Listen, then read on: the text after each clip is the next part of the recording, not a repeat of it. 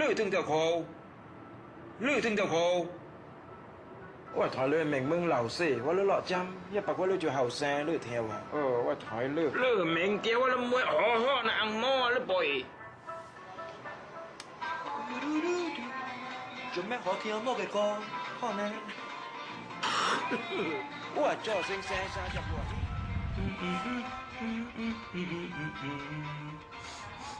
มีไก่วงห้วย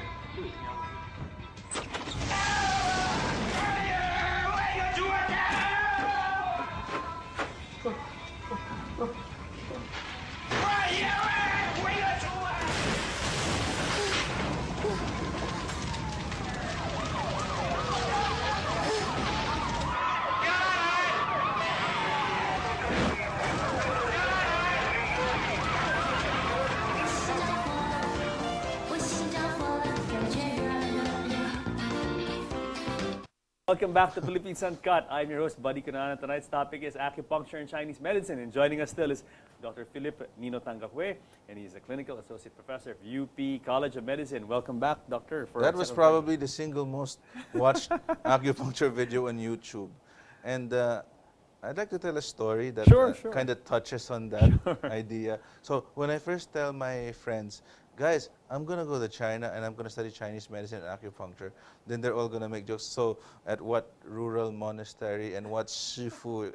No. I'm going to the Nanjing University of Traditional Chinese Medicine. So they're like, University of what? Traditional Chinese Medicine? Yeah, there are such things.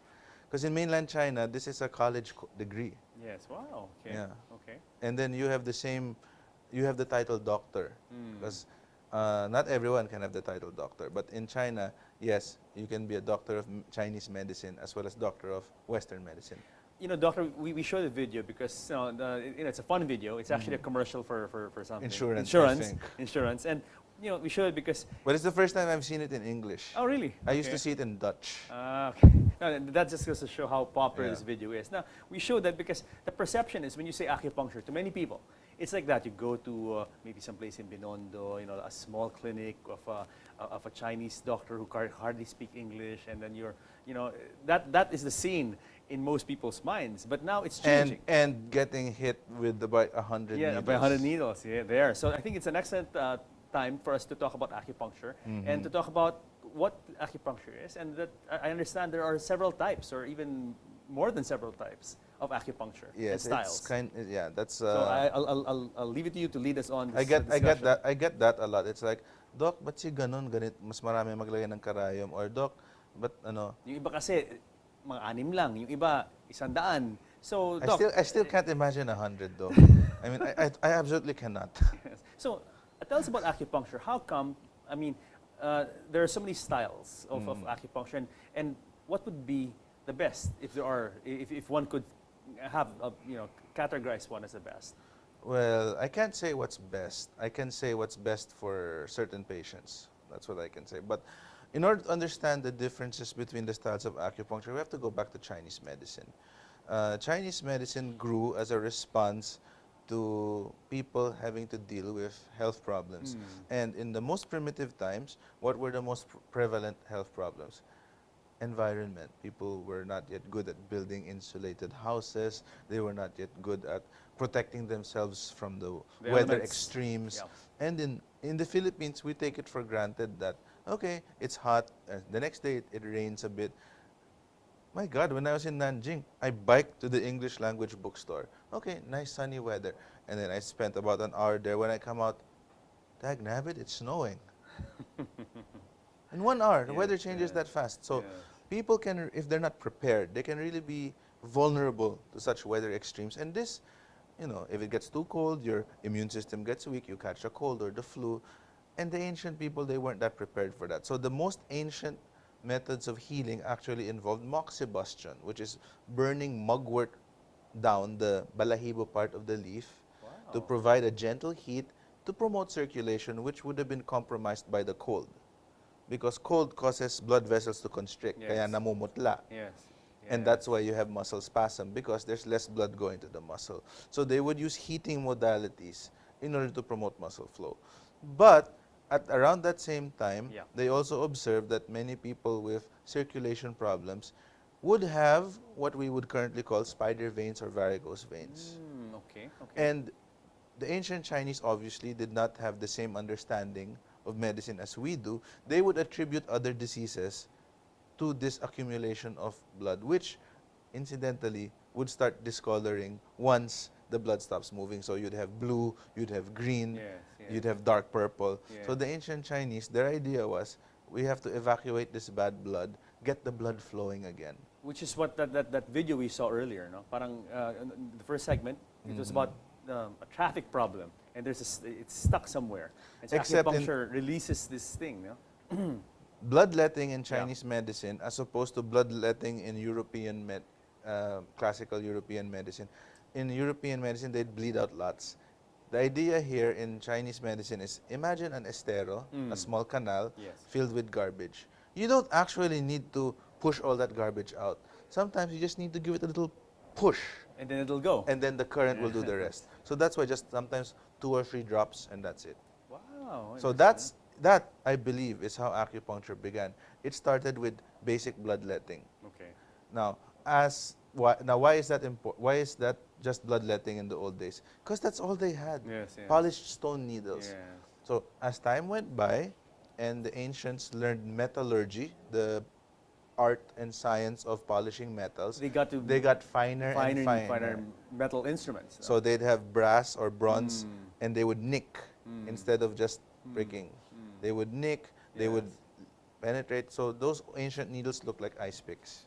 Some look like letter openers. Ouch. Yeah, I'm sure if you do some research, you'll find. Ouch. Then as they became better at it, the needles became more refined.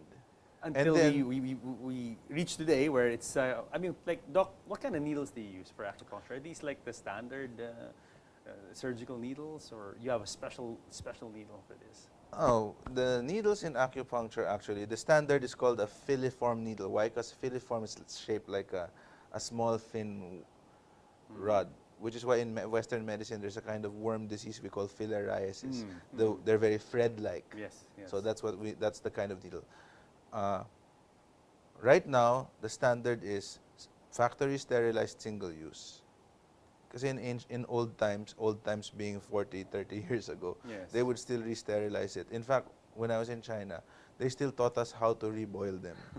How long, how to put them in cheesecloth first. Why? Because it's safe, you can reuse them. But now, with the advent of so many possible communicable diseases, just to be safe. Single-use disposable. And the nice part is, with acupuncture becoming more and more mainstream, in fact, I wasn't able to say this in the earlier segment. Isisingit ko ngayon. Sure. How do we define what's conventional? Because there are indications in standard medical textbooks, particularly in rehab medicine, for referral to acupuncture. Does that not make it more conventional already? Yes. Just food for thought. Now, let's talk about acupuncture. What is the science of putting, or the logic between, of putting needles in certain points of the body? What is it supposed to do? Okay, so I know many in the audience might be expecting the usual flow of chi and energy and all that. You don't want to hear that from me. You've heard this so many times. What you want to hear is what it does explained by science. Yes, sir. So the first thing is, I can divide the effects of inserting an acupuncture needle. Mind you, this is inserting an acupuncture needle on any point. Okay. Locally, it's proven that insertion of an acupuncture needle will release NO, nitrous oxide, or nitric oxide. Memory is failing me right now. I'm getting old. What does that do? It causes vasodilation. So cold causes vasoconstriction. While this one causes vasodilation. Okay. So it does the opposite of what the environment does to cause pain. Blood rushes to the area, becomes warmer, muscles become more energized with blood. So nothing supernatural, no mystical energy stuff, just plain science. That's just on the local level. On the spinal cord level, studies by Stokes and Pomeranz in the 1970s. By the way, Gabriel Stokes is my Facebook friend now. Bruce Pomeranz, I think, passed away already. But anyway, not David Pomeranz. I was going to say that. Ibang Pomeranz. Ibang Pomeranz And yan. the nice part is, these are German surgeons. They're not primarily Chinese medicine doctors. They're German surgeons. They were able to isolate exactly how, on a spinal cord level, acupuncture can relieve pain. The long story short is, it goes through the reflex arc. Remember, there's a reflex arc. That's why without thinking, you get hit here, you react with the other or side. your knee or something like that. Exactly, Sure, like without thinking. sure. To release chemicals to mediate pain. Okay. Now, you talk about pain. Okay. But that's just in the spinal cord level. Sure. Wala pa yan sa central nervous system sa brain. Okay, but pain, I think... But you get the idea. Yeah, and I get the idea. But okay, let's say other things. Aside from pain, what other ailments can acupuncture Here's my address? theory, and we're going to go back to the anatomy. Please. All sensory input goes through what we call the spinothalamic tract. Spinothalamic. Spinal cord, and ends up in the thalamus. Okay. The thalamus, and particularly is the master gland, thalamus, hypothalamus. It control, and what do glands do? Produce hormones. What do hormones do? Regulate. Are you seeing where we're going with this? Yes. All sensory input from the body, except of course from the direct to the brain, like the eyes, ears, but basically touch, muscle, fatigue, and pain have to go through the ventero-posterolateral nuclei. Sorry, technical, timey-wimey stuff. A part of the brain that's connected to other regulatory parts of the brain, such as parts of the brain inside the hypothalamus that control circadian rhythm, yung rhythm mo for sleep-wake cycle. Interesting. So it's not yet proven, but that's my personal belief of how there could be a connection. And I know that some acupuncture practitioners have said that they can help with that, with sleep, with sleep patterns. No, I get that a lot. Right. So I mean, just so I've heard this. So I know where you're going with this. Very interesting. So it's what we're basically saying is the science is there. Yes. No, but quickly before we break for our third segment, what can it, in your experience, what can acupuncture address? I mean, like, what are the common, aside from pain, what are the other common conditions? Well, the WHO lists 3 general classes of conditions where acupuncture has a lot of scientific evidence to support its recommendation as used either as a sole method of treatment or as complementary. The first is obvious: musculoskeletal pain, musculoskeletal problems, neuropathic pain, anything to do with pain. Most of the time, acupuncture could at least help out. So I've had patients who maybe they've had trigeminal neuralgia, and then they're still taking their Tegretol, and they still feel pain. So I say, the first step, let's make you pain-free with the Tegretol. Then the next step, let's wean down your Tegretol. So and kind of replace it with acupuncture, kind of like. And then take you later off on, it. they just come back like just last week. One of my patients came back saying, "Oh, doc, I can start to feel it again. So tirahin na natin." So again, before it session. goes, before it comes back. So totally. pain management, really. That's the first. Okay. Second would be gastrointestinal disorders. But I'd like to emphasize, we have to make sure that these are not caused by anything organic. By organic, I mean there's something actually wrong structurally. For example, you may be constipated because you have a polyp. We still recommend proper conventional medical investigation and treatment para makita natin baka kailangan tanggalin yung polyp. Yes. That might be precancerous. So Eastern and Western medicine still working together. Sure. But let's say na-stress ka lang tapos sumama ang tiyan mo and it stayed that way. Or GERD, for instance. Or GERD. Yeah. First of all, we'll take a look at your dietary habits, and offhand, I'm going to say Filipinos should really learn not to drink too much cold water after eating, because that's just going to screw up your digestion even more. Really interesting. Huh? Yeah, in Chinese medicine, digestion kasi is seen as like making soup. Now, you're cooking a stew and you suddenly pour ice there. Wouldn't you look like an idiot? Of course. Now, what's the last one? About 30 The seconds. last one would be genitourinary, and particularly menstrual disorders and reproductive disorders. Helping ladies maintain a regular menstrual cycle. I get a lot of infertility patients. I find that all we have to do, or not really all, but a lot of what we have to do, other than, of course, teaching them how to monitor their cycle, when to predict ovulation and all that, is to try to make it regular. Unfortunately, most Filipinos, they think regular is kada buwan meron. Regular means day 1 and 28 to 35 days in conventional medicine. yes. Chinese medicine is stricter. They want it 28 to 30 days. Okay. And they want less variation. Most of the patients I've had who have reported getting pregnant after treatment, it's happened after their menses become more regular. So they're able to predict.